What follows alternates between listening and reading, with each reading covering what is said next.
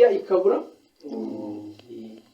aho rero kuba umuntu ayifite rwose cyangwa se afite n'ijambo ry'Imana ariho kugira ngo umuntu abone aribumbura risome aba ari izindi mbaraga. Yego icyambere waguze bibiliya ubishaka, waguze igitabo cy'umwuka w'ubuhanuzi ubishaka ariho kugira ngo ubisome, kikaba ikindi. Uwo rero ni umutego wa Satani yemeye guhereza abantu bibiliya, ariko bibiliya zo zarababuze. Mu gihe mu bihe bya kera zo zari zarabuze bibiliya, ubu zarabonetse abantu barabura. Ni icyo kibazo rero. Ubwo turi hano kugira ngo tuganire ku ijambo ry'Imana, nyine ni ibihe by'amasengesho, reka twite ku ijambo ry'Imana cyane. Ubwo twagiriwe aya mahirwe tuzirikane neza yuko atari ibihe bizahoraho ya rwose, kandi dutekereze cyane ku kuba iri jambo ryahindura imibereho yacu kurenza kuba twabifata mu bwonko nka teori cyangwa se n'ibindi. Oya, ubukristo ni imibereho. Sinzi niba turi kujyanira. Ubukristo ni imibereho, ntabwo ari amagambo. Oya, ubwami bw'Imana si ubw'amagambo, ni ubw'imbaraga. Mu yandi magambo, kugira ngo umuntu abone ubugingo buhoraho bisaba yuko arwana akabiharanira. Igihe atabiharaniye ntabwo bishoboka ko yabugeramo. Oya, kandi ubukristo kuba umuntu ari umukristo bitandukanye n'aya mazina abantu bita ngo ngende umukristo, kubera ko kwitwa umukristo umuntu agomba kuba ari uwa Kristo. Icyambere yarakiriye Yesu Kristo mu bugingo bwe kugira ngo yitwe uwa Kristo nyine. Yego, ariko kubera ko iri jambo ryabaye rusange, wumva n'amatorero atandukanye ati ngende umukristo, kandi ugasanga uwo muntu amategeko y'Imana arayarimbura. Kandi Kristo aravuga ngo nimunkunda muzitondera amategeko yanjye. Bivuze yuko rero umukristo nyakuri ni umuntu wakiriye Yesu Kristo mu bugingo bwe, akaba azi yuko afitanye ibanga n'Imana binyuze mu gitambo cya Kristo. Naho uri inyuma y'uwo murongo ni izina gusa, arabyitirira. Kandi ikindi twazirikana kuri iri zina ry'ubukristo, ntabwo umuntu aba umukristo igihe yandikishije mu itorero. Oya, kuba uri umudivaniste waba uriwe cyangwa utari we, ibyo ntabwo bikoresha uburenganzira bwo kujya mu ijuru ngo ni uko uri umudiva. Oya, ahubwo igihesha umuntu uburenganzira bwo kujya mu ijuru ni igitambo cya Yesu Kristo. Icyo cyonyine, ntabwo ari idini umuntu asengeramo. Icyakora kuba turi abadivaniste ni umugisha. Yego, ariko ntabwo ibyo umuntu yabigira iturufu ngo agende yirarira mu mutima ati rwose ngende umudive. Oya, ibyo ntabwo bizakora rwose. Icyakora kubw'uyu mugisha nyine twahawe, reka tuwukoreshe. Tumaze gusoma Zaburi ikomeye cyane, ngira ngo abantu sinzi niba twagiye tubishyikira. Ni Dawidi ubwo yaramaze kwisobanukirwa. Yego, kuko hari n'ubwo abantu babaho batarisobanukirwa. Dawidi rero yaramaze kwisobanukirwa, atangira kurondora imirimo y'Imana. Ararondora, ahera ku murimo wa mbere ati Uwiteka warandondoye uramenye. Mbese Uwiteka yari yakurondora? Icyo ni ikibazo. Yego, kuko we yatangaga ubuhamya bwe, kandi ku murongo usoza atanga ubuhamya bw'Imana none yukorera mu bugingo bwe. Asaba rwose ko yatandukanwa n'ikibi cyose. Ati rwose nanone ngero ndondora umenye mvugutira. Ugenzura umutima wanjye urebe yuko nta ibibi bindimo, maze ubinkuremo unshorere inzira y'iteka ryose. Kandi kugira ngo mwumve iki kintu, umutima w'umuntu urashukana ku rwego ruri hejuru, sibyo? Niyo mpamvu Imana yabivuzeho muri Yeremiya, ivuga ukuntu umutima w'umuntu ushukana kurenza ibintu byose. Ariko umuntu wisobanukiye nka Dawidi atanga buriya buhamya. Reka rero Imana tubashije kwisobanukirwa, kuko iyo umuntu yisobanukiwe amenya aho yavuye n'aho ajya. Ariko igihe umuntu atarisobanukirwa, ubwabyo ni ikibazo. Kuko Dawidi yari amaze kwisobanukirwa, asaba kwezwa k'ubugingo bwe. Yari amaze kwisobanukirwa. Tugiye kureba amagambo rero ari muri Matayo, mu buhanuzi, Matayo 24. ariko ubwo buhanuzi bukaba buri gusohora cyane kugira ngo dutinzeho imitima n'intekerezo. Matayo 24 ngira ngo bamwe bahageze. Ku murongo wa 45 afite umutwe w'amagambo uvuga ngo umugani w'abagaragu babiri. Yesu ashimwe. Umugani w'abagaragu babiri.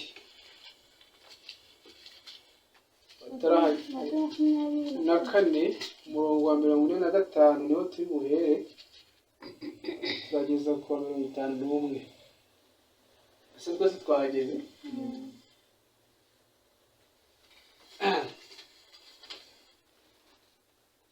Handitswe ngo nubwo umutwe twawita w'ikigisho gutya, umugani w'abagaragu babiri. Abo bagaragu rero ni abahe? Nibo tugiye kureba, kuko buri umwe tureba amaherezo ye ayariyo.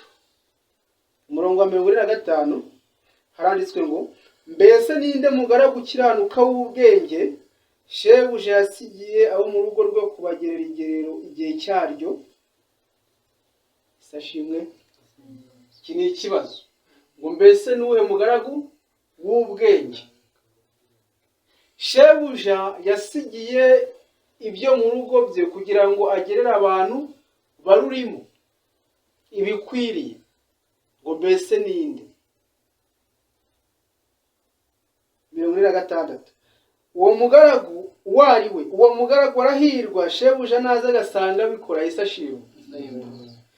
Ndababwira ukuri yuko azamwegurira ibintu bye byose. Yesu ashimwe. Aha tubonye iby'uyu mugabane w'umugaragu wa mbere wasigiwe ibyo mu rugo. Ese turi kugendana? Muri uko gusigirwa ibyo byo mu rugo agashobora kubigenzura nk'uko bikwiriye, kandi buri muntu uri muri urwo rugo akamuha igerero rimukwiriye. Ngo bene uwo mugaragu rero bikora arahirwa, kuko shebuja naza azamwicaza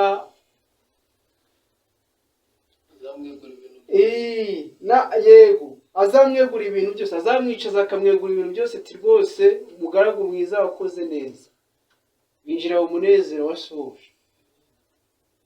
Ariko rero undi mugabane ku murongo wa 48 ngo ariko umugaragu mubi niyibwira mu mutima we ati databuja aratinze, maze agatangira gukubita abagaragu bagenzi be no gusangira n'abasinzi, shebuja w'uwo mugaragu azaza umunsi atamutegereje n'igihe atazi, amucemo kabiri, amuhanane n'indyarya, niho bazaririra bakahakenyera amenyo. Yesu ashimwe. Hano Imana izitwereka undi mugabane. Reka kugira ngo tubyumve neza, aba bagaragu shebuja ni Imana cyangwa se Yesu Kristo, bavuga yuko bakurikiye Yesu Kristo. Munyemerere tujyane. Yego, shebuja ni Yesu Kristo cyangwa se umwigisha. Aba bagaragu bashushanya abigishwa, ariko babarizwa mu matsinda abiri.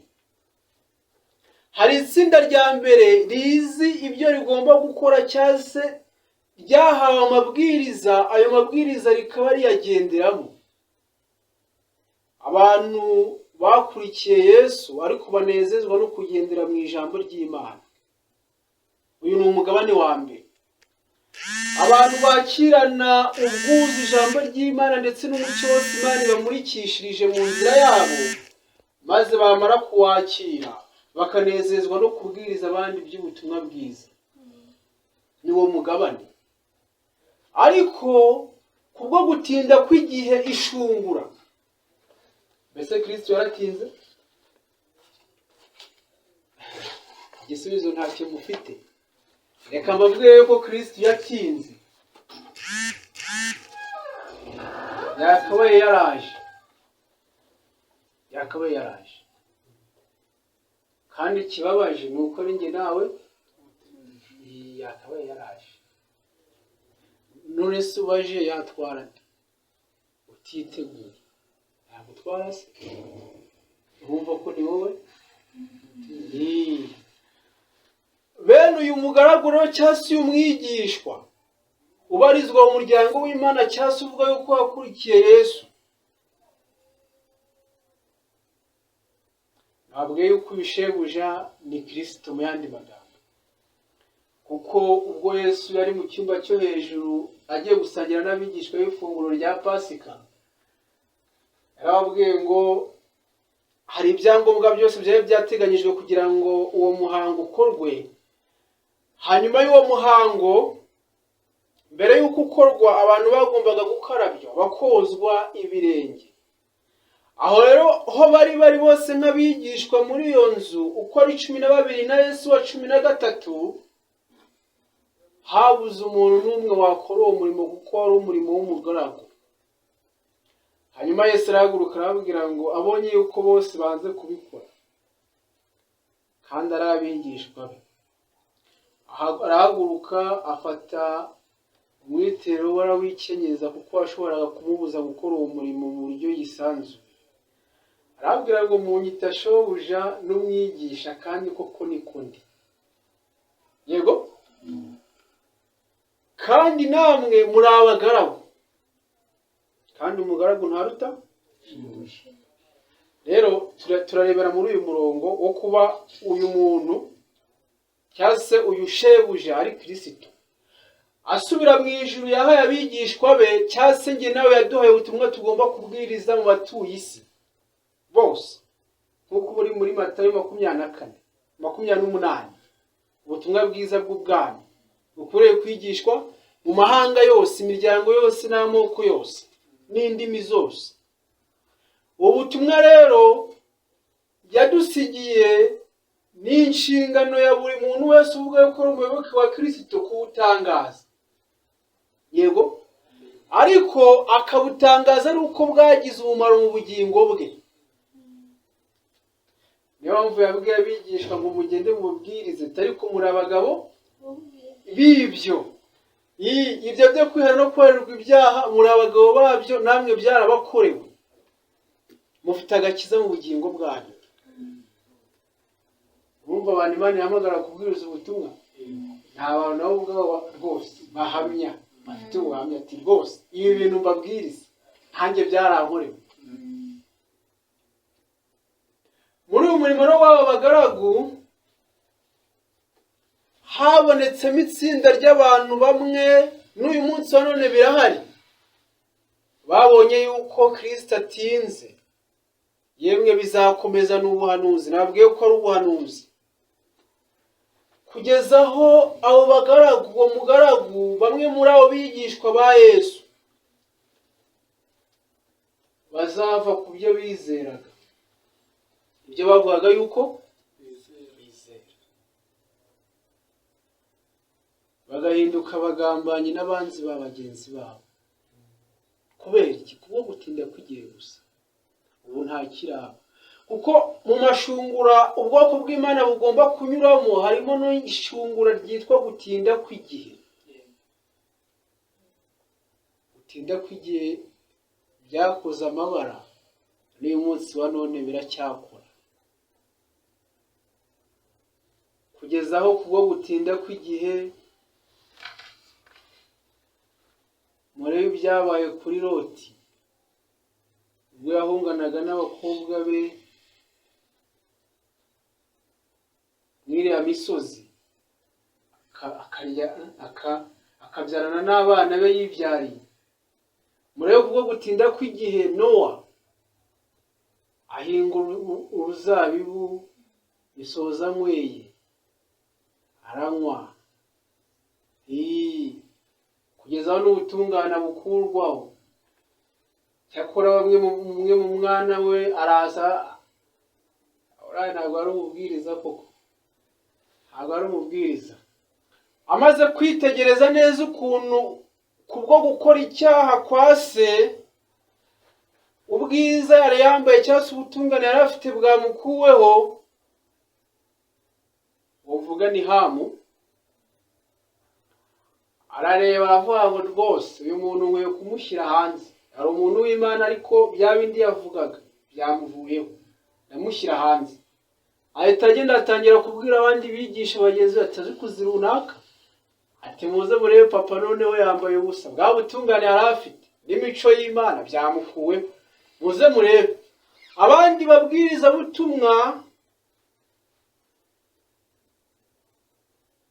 babwirizabutumwa babiri kuko yari afite abahungu batatu,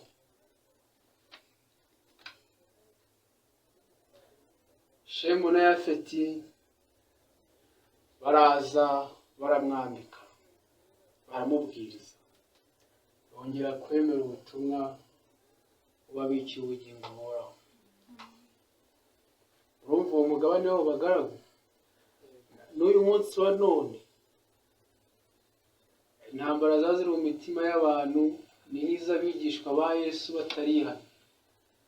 Umuntu yakora gato ahantu bagashyira induru ku munwa ati runaka urabizi, aho kugira ngo umusange umubwirize ubutumwa agire umugisha, kuko bari abahungu be bombi icyo bakoze baraje baramwambika.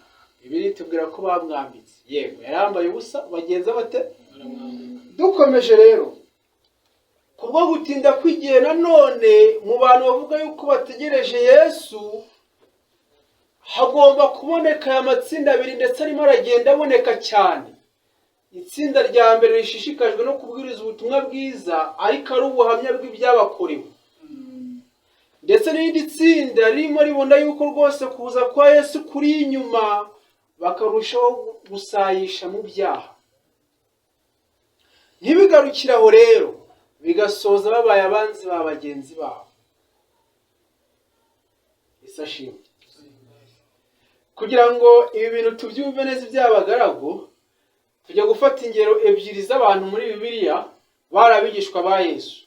Yego, tujya gufata urugero rw'umuntu witwa Yohana intumwa, ndetse na Yuda nawe yari intumwa. Mbese turi kugendana. Bombi bari abigishwa ba Yesu, kandi bombi babaga bafite ibyanditswe byera, bombi bigiraga mu ijambo ry'Imana. Buri umwe ibyo yigaga, bose bahabwaga inyigisho zingana kuri Yesu Kristo. Ariko reka turebe icyatumye Yuda abarizwa mu mugabane w'umugaragu mubi, n'icyatumye Yohana abarizwa mu mugabane w'umugaragu ukiranuka. Ni iki cyabiteye? Mu gitabo cyitwa Imibereho Yejejwe, mu cyigisho Imibereho Yejejwe, ni akagingo kavuga ngo Yuda ndetse na Yohana, ndetse turi kumwe. Ku gice cya 7 kivuga ngo imico ya Yohana, Yuda na Yohana.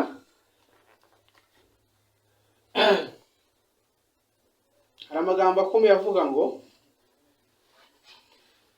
isomo rikomeye tubasha kuribona binyuze mu kugereranya imibereho ya Yuda ya Yohana n'iya Yuda. Yohana yabagaho imibereho irangwa no kwezwa. Yesu ashimwe. Murumva umurimo nyine uyu mugaragu agomba kubakora yarawukoze rwose, kubwiriza abandi, ariko nawe yezwa akurwaho imyanda y'icyaha. Uyu ni umugabane wa mbere. Ku rundi ruhande, Yuda yari afite ishusho yo kubaha Imana, nyamara imico ye yo yari iya Satani kurusha uko yaba iyera. Yiyitaga ko ari umwigisha wa Kristo, ariko bikaba ku magambo, naho ibikorwa bye bigahakana Kristo. Yesu ashimwe. Ikintu cyabaye kuri Yuda ni iki? Nuko yiyitaga umukristo akaboneka mu materaniro nk'uko njye nawe turirimo uyu munsi wa none. Yego, ariko ibyigisho n'impanuro cyangwa se n'imiburo Imana itangira mu ijambo ryayo, umuntu akanga kubishyira mu bikorwa, akabumva gusa. Yuda yari uwumva gusa. Umuntu anatanga inyunganizi ku cyigisho cya Yesu, nta wari wageza iteraniro Yesu arimo ugatanga inyunganizi.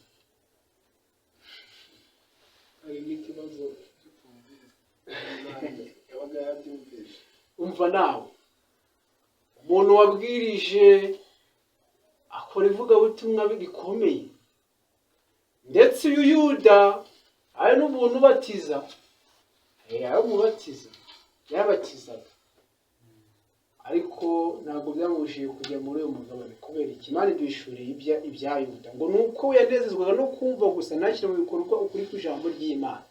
None ni bangahe uyu munsi wa none n'ubundi usanga babeshejweho n'iyo mibereho, ariko guhinduka byaranze.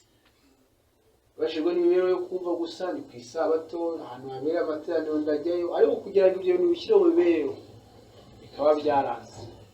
Yuda yari afite amahirwe amwe na Yohana yari afite yo kwiga no gushyira mu bikorwa ibyo yize. Yesu ashimwe. Mbese twese dufite biriya n'umwuka w'ubuhanuzi? Yego rwose. Yategeraga amatwi inyigisho za Kristo, kandi imico ye yagombye kuba yarahinduwe n'ubuntu mvajo. Ariko ubwo Yohana yashengurwaga n'amakosa ye kandi yifuza gusa na Kristo, Yuda we yangizaga imitekerereze ye, yemera kwangizwa n'ibishuko, kandi akomeza kwihambiraho imico y'ubuhemu yamuhinduriraga kugira ishusho ya Satani. Mbese turi kugendana? Ndabinginze duhuguke.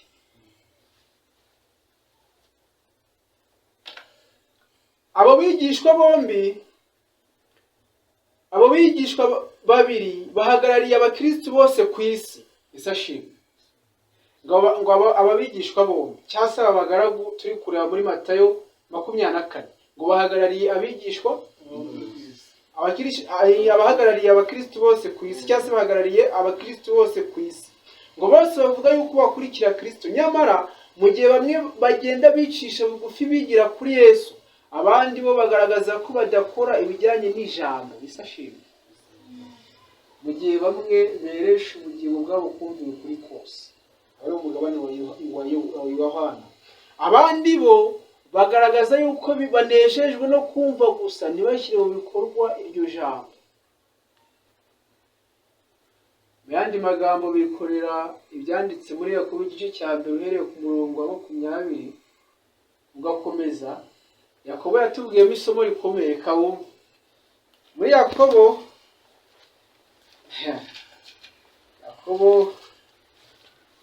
reka wumve icyabaye, ndetse n'icyo ijambo ry'Imana ririmo ritubwira. Yakobo igice cya 1 duhereye ku murongo wa 19.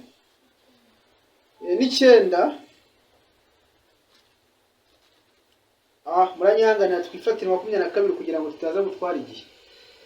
22 kugira ngo tutaza gutinda. Haranditswe ngo, ariko rero mujye mukora iby'iryo jambo atari ugupfa kuryumva gusa mwishuka. Isashimwe. Ngo ariko rero mujye mukora iby'iryo jambo atari ugupfa kuryumva gusa mwishuka, kuko uwumva ijambo gusa ntakora ibyaryo ameze nk'umuntu urebeye mu maso ye mu ndorerwamo, nyuma yo kwireba bikagenda biterera. Yego, amaze kwireba akagenda, ntabwo agumye aho ngaho, ahubwo aragiye. Uwo mwanya akiyibagirwa uko asa. Ariko uwitegereza mu mategeko atunganye rwose atera umudendezo, agakomeza kugira umwete wayo, atari uwumva gusa akibagirwa, ahubwo ari uwuyumvira, niwe uzahabwa umugisha mu byakora. Isashimwe. Hano Imana itubwiye yuko ahubwo abantu bitondera ijambo ry'Imana, bagashyira mu bikorwa icyo Imana ibasaba by'umwihariko, bakayegurira ubugingo bwabo, bene abo bantu bagira umugisha uturutse mu kumvira Imana. Ariko umuntu udashyira mu bikorwa ukuri kw'ijambo ry'Imana kwamurasi, ngo abashushanywa n'umuntu wirebye mu ndorerwamo akagenda. Mu kugenda uwo mwanya agahita yibagirwa uko yarasi. Mu yandi magambo, ijambo ry'Imana icyo rimaze ni ukutwereka, ni ukwereka abantu inenge bafite mu mico yabo. Rero igihe ijambo ry'Imana ritunze agatoki ku kigirwamana cyangwa se ku cyaha ukigundiriye, ntuhite witandukanye na cy'uwo mwanya. Bisoza igihe ugiye Satani yigaruriye ibitekerezo byawe, hanyuma imbaraga ijambo ry'Imana ryari rifite kuri wowe rigataka. Dukomeje rero, ngo itsinda rimwe ryezwa n'ukuri. Yesu ashimwe. Naho irindi ntacyo rizi ku mbaraga ihindura y'ubuntu mvaje. Ikibabaje ni uko abantu benshi bari muri uyu mugabane wa kabiri,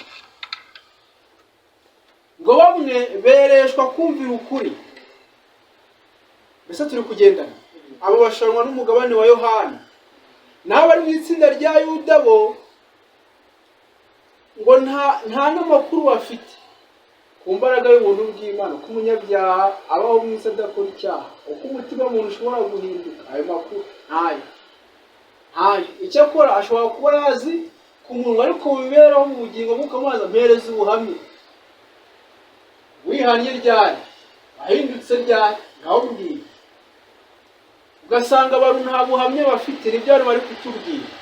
Hano Imana iravuze ngo naho irindi tsinda rishushanywa na Yuda ntacyo rizi ku mbaraga ihindura y'ubuntu mvajuru. Abagize itsinda rya mbere barangwa no gupfa ku narige buri munsi, kandi banesha icyaha. Ese ashimwe. Niba mu bugingo bwawe cyangwa mu mutima wawe haratangira urugamba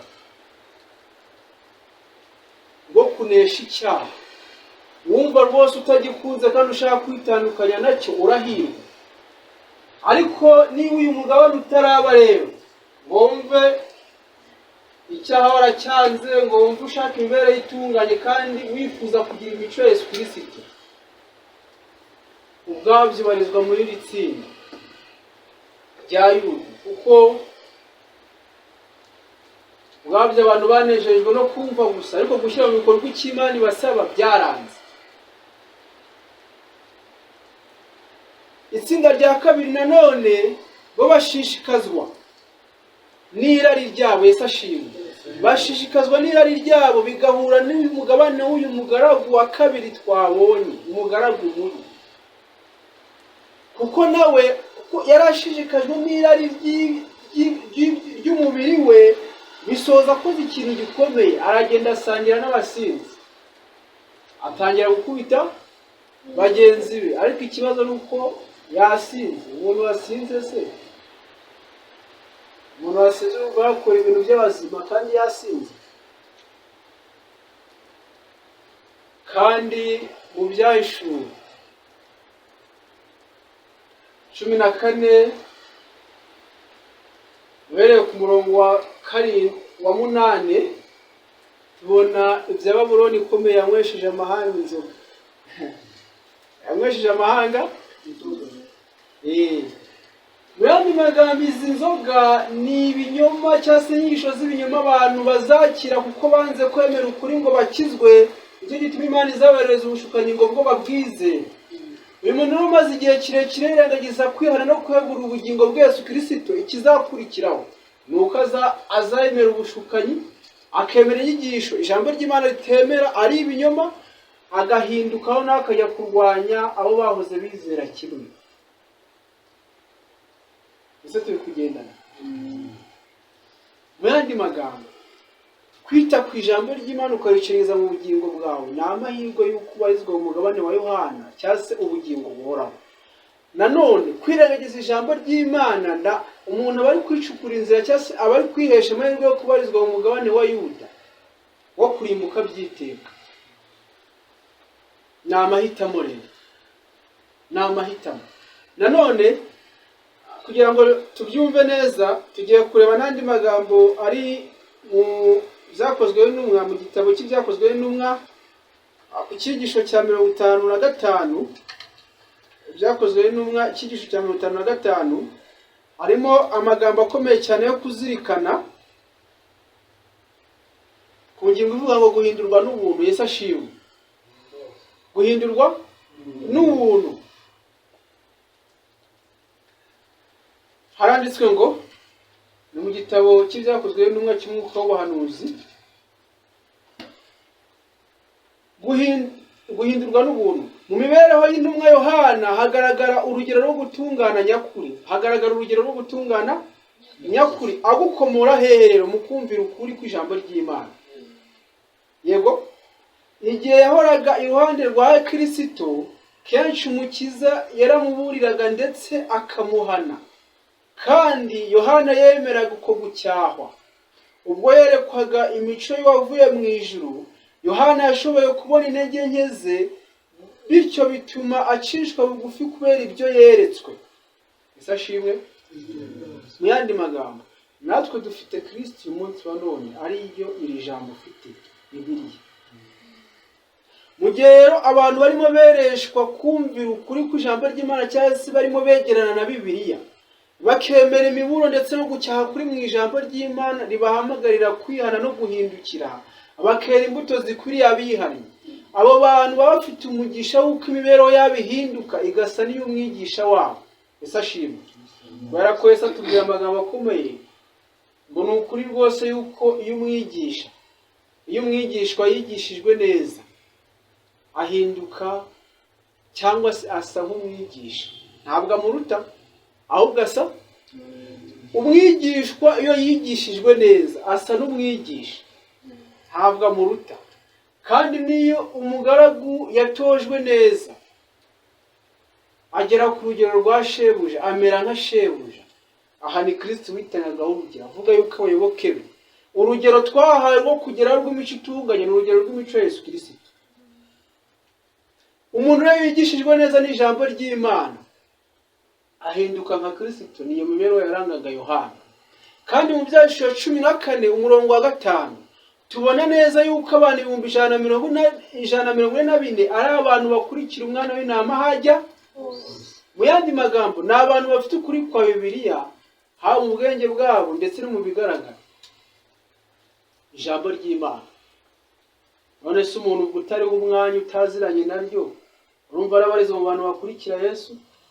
None se riramweza rite kandi cyagombaga kumweza cyashyizwe ku ruhande? Aramenya uburwayi bwe ate kandi isuzumiro yaritaye? Bibiliya ni isuzumiro umuntu ajyamo akimenya uko ateye. Imana rero iravuga ngo ibinyuranye n'ukuntu yahubukaga umunsi ku wundi yitegerezaga kwiyoroshya no kwihangana kwa Yesu, kandi yumvaga inyigisho ze zo kwicisha bugufi no kwihangana, umunsi ku wundi umutima we womatanaga na Kristo kugeza ubwo yiyanze ubwe kubw'urukundo yakundaga shebuja. Yesu ashimwe. Kubwo gusabana n'Imana, abari muri uyu mugabane bagera ku rwego rwo kwiyanga rwose, kubwo gusabana n'Imana. Umuntu agasobanukirwa urukundo rw'Imana, umuntu agasobanukirwa neza yuko kwicisha bugufi birimo abigomba, biri mu nshingano. Yego, barako n'iri jambo abantu bakunda gukoresha cyangwa se dukunda gukoresha ati rwose twicishije bugufi imbere yawe. Wakwibaza ubundi umuntu aricisha bugufi avuye ubundi ni igiki? Ni iki? Ko Bibiliya itubwira yuko Kristo ari wicishije bugufi, afata akamero k'umugaragu, wari ufite ubutungane, arabumanura, afata kamere y'icyaha. None twe tuvuga ngo twicishije bugufi turi iki? Dufite iki Imana iri buherewe? Turi kugendana iyi mibereho rero, iyi mibereho ngo umunsi ku wundi umutima we womatanaga na Kristo kugeza ubwo yiyanzeho ubwe kubw'urukundo yakundaga shebuja. Ubushobozi no kwiyoroshya, icyubahiro cy'ubwami n'ubugwaneza, imbaraga no kwihangana yabonaga mu mibereho ya buri munsi y'umwana w'intama byujuje umutima we gutangara.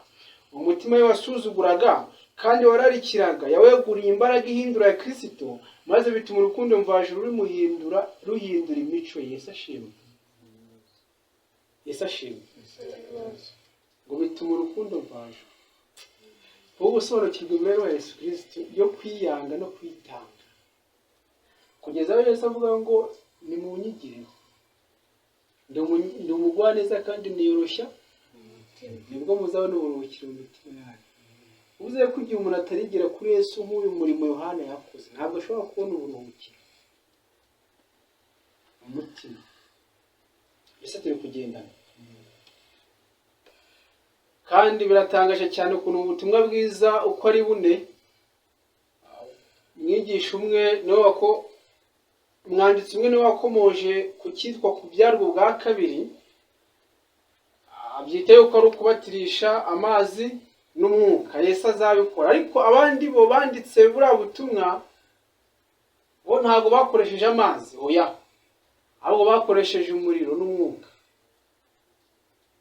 Umuriro kandi umuriro mu yandi magambo nk'uko biri mu ndirimbo ya Salomo bisobanura urukundo. Yego, mu yandi magambo Yohana yereshejwe mwuka wera, ariko n'urukundo rwa Kristo ruramweza. Nibyo hano batubwiye ngo ruhindura imico ye, birenze kuba ari amazi, nk'uko umwe mu banditsi w'ubutumwa bwiza yakoresheje amazi, ariko abandi bo bakoresheje umuriro. Umuriro ni ikimenyetso cy'urukundo, kandi abantu bose babigishwa nyakuri ba Kristo, urukundo rwa Kristo rurabahindura. Niyo mpamvu Pawulo avuga amagambo akomeye mu Bakorino, avuga ukuntu urukundo rwa Kristo ruduhata. Iryo somo ntiturizi se? Urukundo rwa Kristo ruraduhata. Avuga abantu bitirira iryo somo, ariko n'abantu bafite Kristo mu bugingo bwabo n'urwo rukundo bamukunda, akaba ari rwo bahata gukora, atari iby'amarangamutima. Hirya rero ngo hari itandukaniro rikomeye riri hagati y'imibereho itunganye ya Yohana n'iya wa mwigisha mugenzi we Yuda. Yesu ashimwe. Ngo bagiye kutugeranyiriza itandukaniro. Kimwe na mugenzi we Yuda yerekanaga ko ari umwigishwa wa Kristo, ariko icyo yari afite gusa ni ishusho yo kubaha Imana. Yari asobanukiwe neza n'ubwiza bw'imico ya Kristo, kandi akenshi uko yategaga umukiza amatwi yarushagaho gutsindwa, nyamara ntiyashakaga koroshya umutima we cyangwa ngo yicuze ibyaha bye. Urumva uyu mugabane? Yewe ni umugabane w'abantu bose bababarizwa mu bwoko bw'Imana, cyangwa se bavuga ko ari abigishwa ba Yesu banafite Bibiliya, ariko iryo Bibiliya bakaba banayisoma ntacyo bitwaye. Ariko Bibiliya yatunga urutoki ku kigirwamana cyangwa se icyaha umuntu yihambiriye, akabwira Imana ati oya, atari kugira ngo ntandukane n'iki cyaha, ahubwo ibintu byawe wabigumana. Aho kugira ngo ntandukane n'iki cyaha,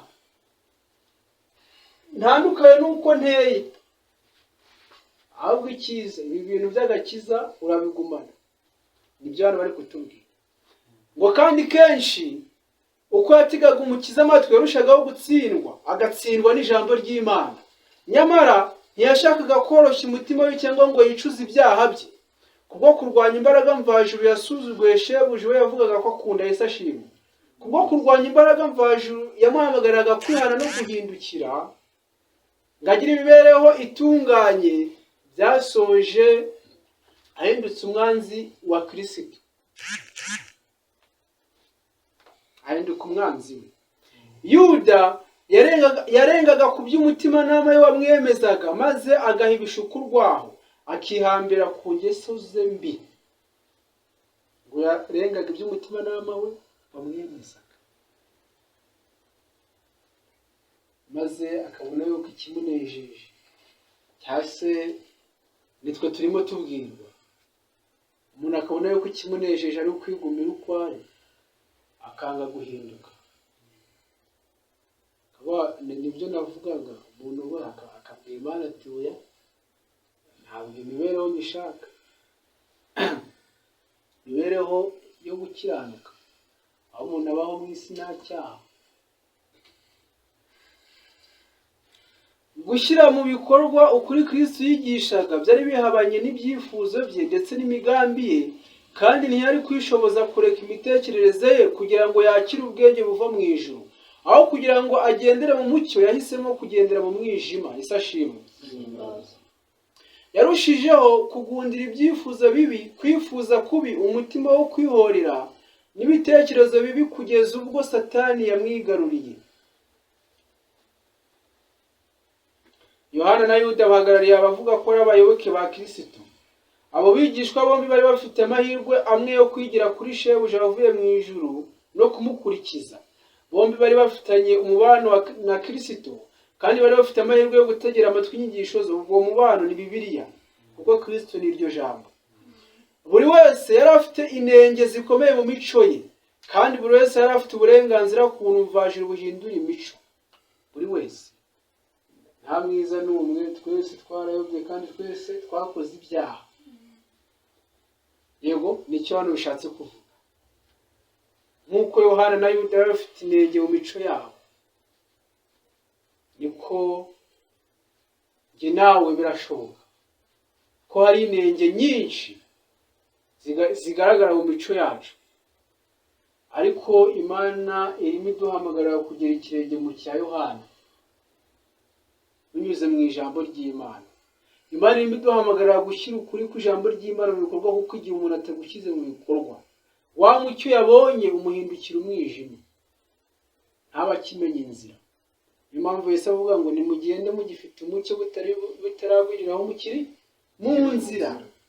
Rasomo rirakomeye ngo mugende mugifite mutabiriraho mukiri ugenda mu mwijima ntamenye iyanjye. Ngo nyamara mu gihe umwe yicishaga bugufi akigira kuri Yesu, undi we yerekanaga ko akeneye kumva gusa aho gukurikiza ibyo abwirwa. Umwe yejeshwaga ukuri buri munsi agapfa ku narijye kandi akanesha icyaha, mu gihe undi we yahindukaga imbata ya Satani bitewe no kwanga imbaraga, ihindura y'ubuntu no kwirundurira mu byifuzo byo kwikunda. Uku guhinduka kw'imico nk'uko kugaragara mu mibereho ya Yohana ni ingaruka yo gushyikirana na Kristo. Yesu ashimwe. Ni ingaruka yo gukurikira Kristo. Hashobora kuboneka inenge zikomeye mu mibereho y'umuntu, ariko iyo ahindutse umwigishwa nyakuri wa Yesu, imbaraga y'ubuntu mvajuru iramuhindura kandi ikamutunganya. Yesu ashimwe. Mu kwitegereza ubwiza bw'Uwiteka nk'uwitegereza mu kirahuri, agenda ahinduka akava ku ntambwe agera ku yindi, kugeza igihe ahinduka nk'uwaramya. Imana ishimwe cyane. Ndayishimye rwose. Ngo bigeraho umuntu ageraho ahinduka nk'uwaramya. Bikuzaho amagambo Yesu avuga ngo umwigishwa iyo yigishijwe neza amera nk'umwigisha.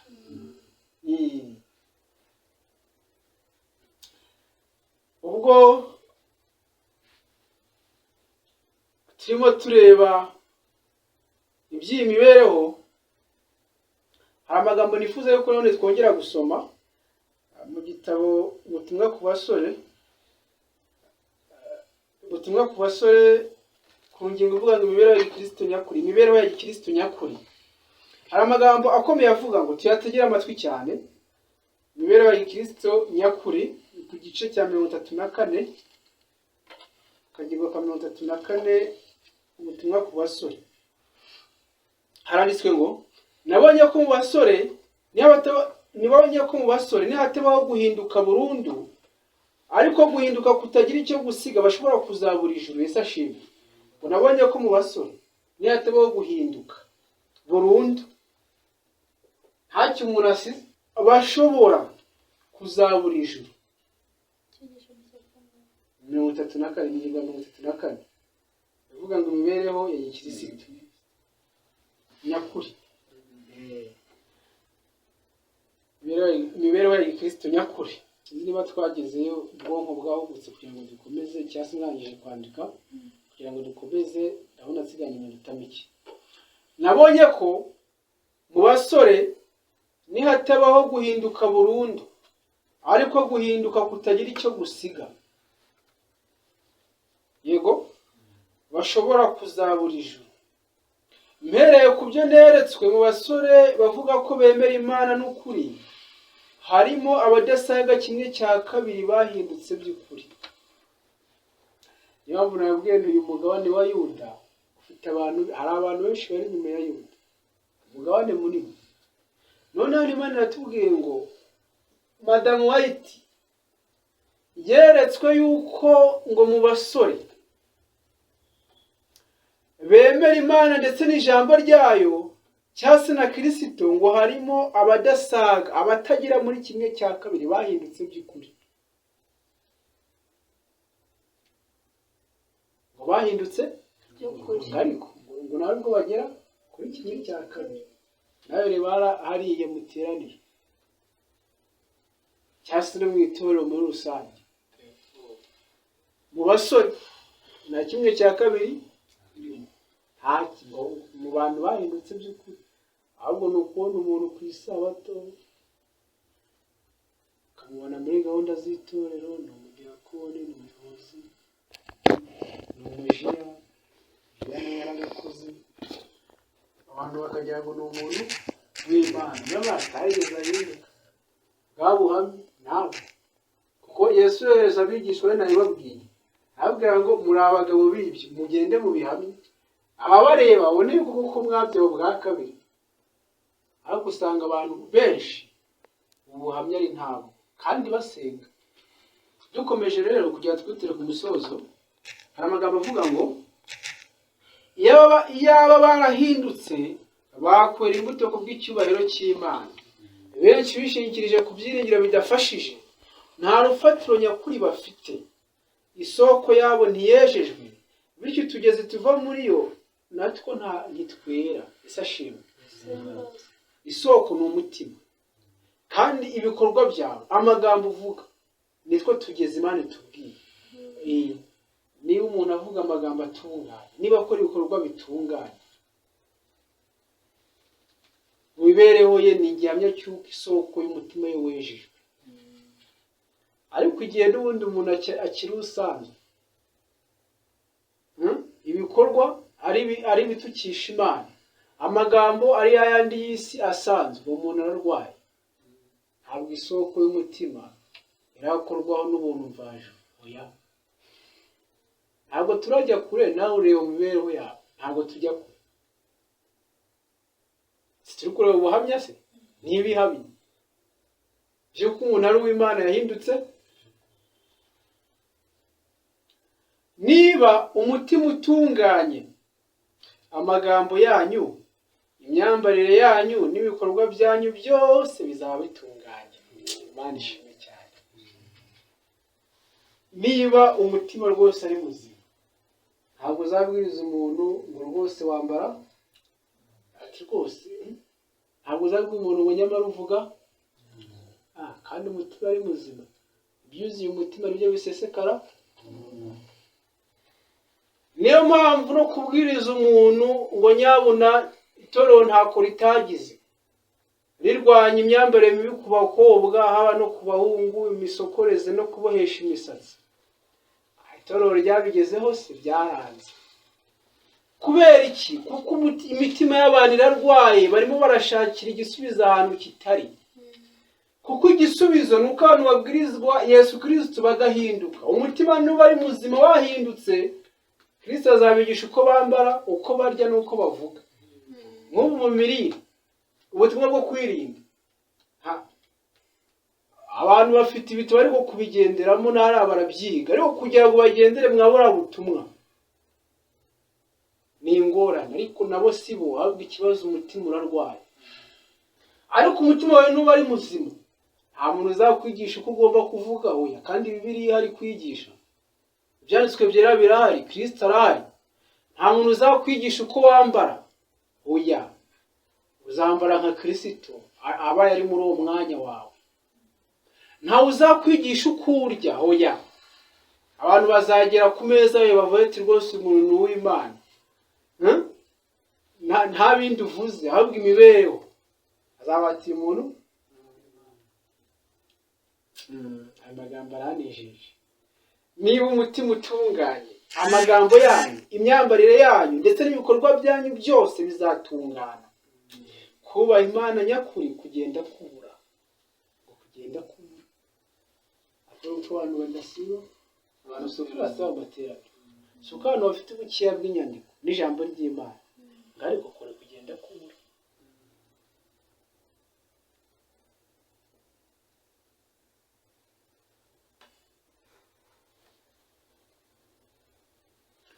Ntabwo nasuzuguza umwami wanjye nemeza ko umukristo ari we muntu utagira icyo yitaho, avuga amagambo y'imburamumaro kandi udasenga. Oya, ntabwo umukristo muzima akwiriye kubaho muri iyo mibereho. Avuga amagambo y'imburamumaro ndetse abaho n'imibereho idasenga buri munsi, ngo uwo ntabwo ari umukristo. Niba wibera iyo mibereho ubwabyo ni ikibazo. Ese turi kugendana? Dukeneye kugirana isano na Kristo ku rwego ruri hejuru, kuko abantu bonyine bagomba kurindwa ibihe biri imbere yacu ni abantu bonyine amazina yabo yanditswe mu gitabo cy'ubugingo cy'umwana w'intama watambwe uhereye ku kuremwa kw'isi. Naho honyine hari imbaraga. Ntabwo imbaraga ari uko abantu n'abadivaniste cyangwa bafite ubumenyi bwinshi mu byanditswe byera. N'abayuda bararimbutse, Abisiraheli nibo dukomoraho isezerano rya kera ndetse n'irishya. Ariko ntabwo umugabane munini byabujije kurimbuka ngo nuko bari bafite ibyanditswe byera.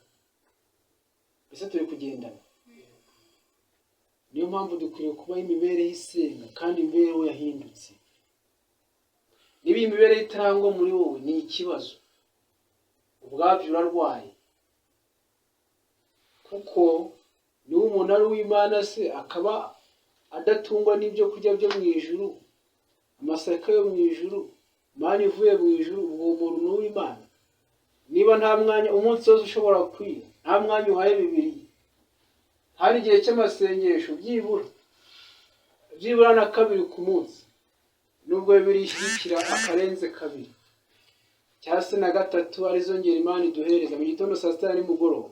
Nubaho imibereho itarangwamo n'ibyo bihe by'amasengesho, ndetse ngo ubeho n'imibereho ivuga amagambo atunganye, urumva uri mu gika cy'abagaragu ba Kristo by'ukuri, abigishwa ba Kristo nyakuri. Oya. Rero dukomeje, umukristo muzima atsinda ibitero agabwaho n'ibyifuzo bye bibi. Hari umuti ku bugingo bwamunzwe n'icyaha. Yesu ashimwe. Ngo hari umuti ku bugingo bwamunzwe n'icyaha. Uwo muti uri muri Yesu, umukiza mwiza. Ubuntu bwe burahagije ku munyantege nke hanyuma y'abandi, kandi umunyembaraga nawe agomba guhabwa ubuntu bwe, atabuhabwa akarimbuka by'iteka. Mbega amagambo meza. Ngo hari umuti ku bugingo bwamunzwe n'icyaha. Uwo muti urahari. Ngo kandi uwo muti uri muri Yesu, umukiza mwiza. Ubuntu bwe burahagije ku munyantege nke hanyuma y'abandi, kandi umunyembaraga nawe agomba guhabwa ubuntu bwe, atabuhabwa akarimbuka. Aya magambo ni meza kandi aranejeje. Sinzi niba ari umuntu ufite intambara ikomeye hano ifatika. Reka twumve umugabane w'itsinda ry'Abayuda. Umuntu wese utari gukoresha ubugingo bwe kumvira ukuri kose, reka twumve amaherezo ye. Reka twumve.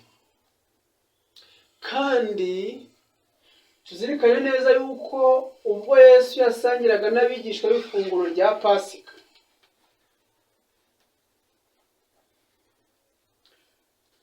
muri Matayo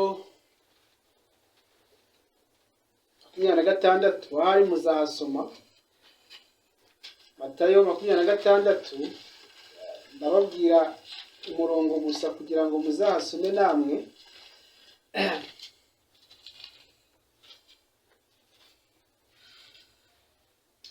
Makumyabiri na gatandatu wera ku murongo 26.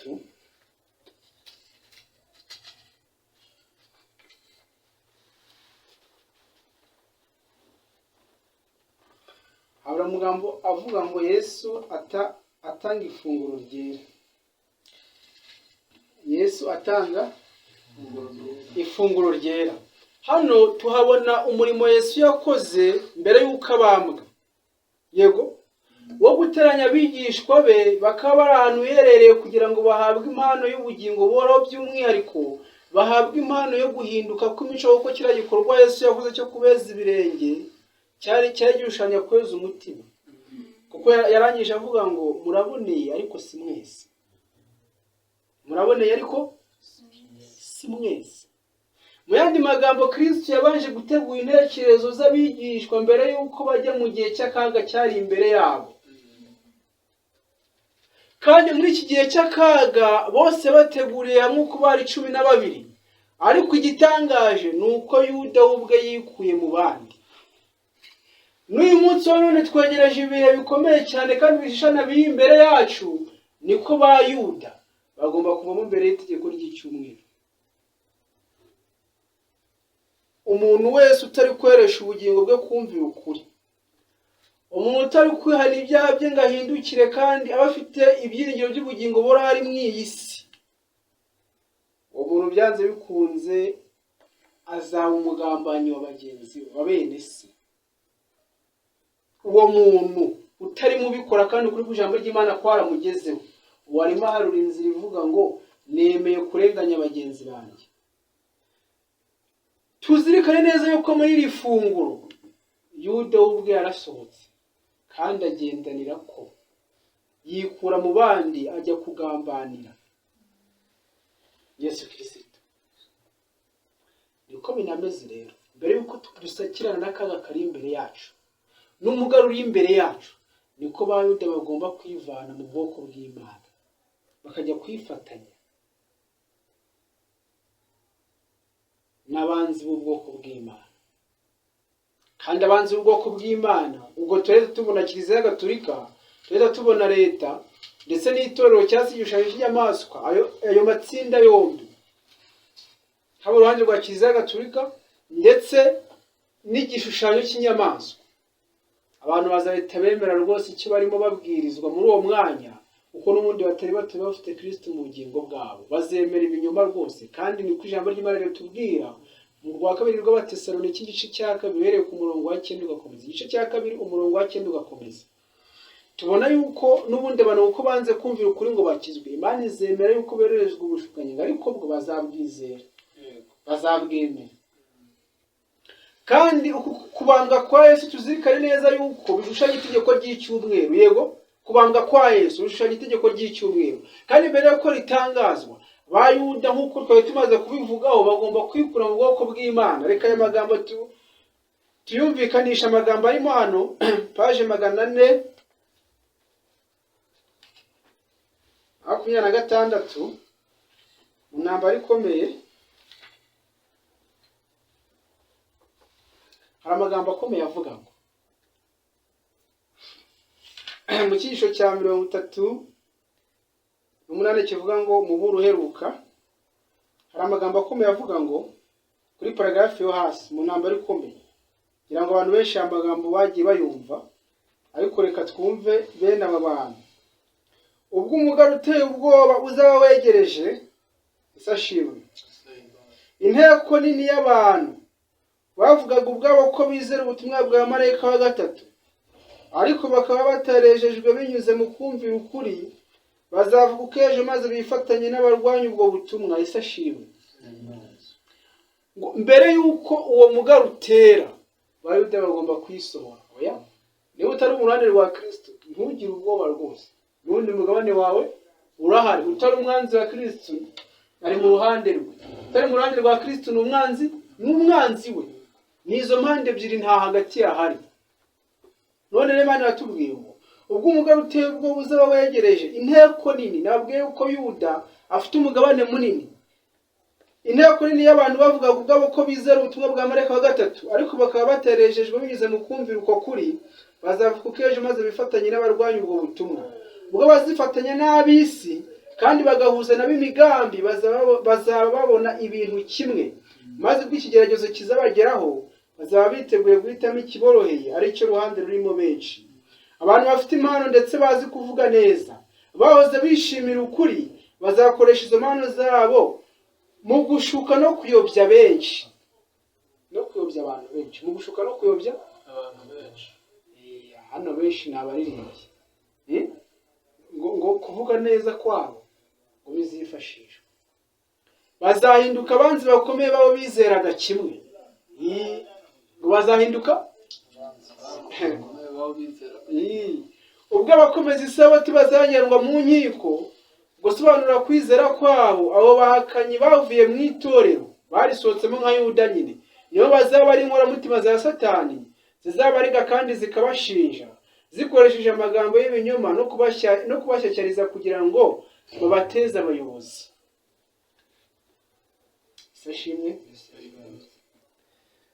Reka tugire umugisha kuwiteka muri uyu mwanya. Ikiri jambo riba rizino kugira ngo riguheshe ubugingo, ntabwo riba rije ryo guciraho iteka, oya, ahubwo ryo kugira ngo wongere wisuzume kandi wigure ubugingo bwa Yesu Kristo.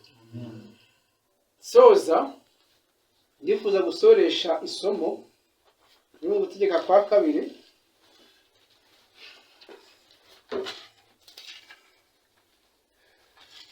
isomo riri mu gutegeka kwa kabiri,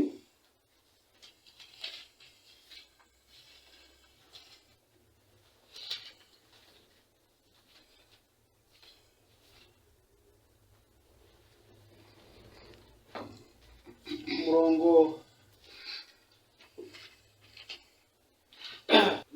igice cya 32, igice cya 32, reka nihutire kubona uwo murongo kugira ngo tuwusome abariho dusoreza. Ndabona ntarimo nkushyikira neza, ntabwo ndimo nkushyikira neza, aho Imana ishimwe. Ku murongo wa 29, reka dore kwa 28 haranditswe ngo ubwo ni ubwoko butabasha kwigira inama, butari mu bwenge na buke. Ese ashimwe. Umurongo wa 29 niho nshaka ko dutinda. Iyo baba abanyabwenge baba bamenye ibi. Ese ashimwe. Imana yavuze ngo tuba abanyabwenge tuba tumenye ibi. Baba bitaye ku iherezo ryabo. Ese ashimwe. Umunyabwenge ni umuntu uri kwita ku iherezo rye, nk'uko tumaze kubibona hagati ya Yohana ndetse na Yuda. Yohana yitaye ku iherezo rye abika ubugingo buhoraho, ariko Yuda kuko ataryitaye yahindutse umupfapfa, n'ubundi yararimbutse byiteka. Reka rero Imana tubashishe guherera muri uru ruhande, kuko Imana yavuze ngo iyo baba abanyabwenge baba bitaye ku iherezo. Reka Imana tubashishe kwita ku iherezo ryacu, ibyo nsabira buri muntu wese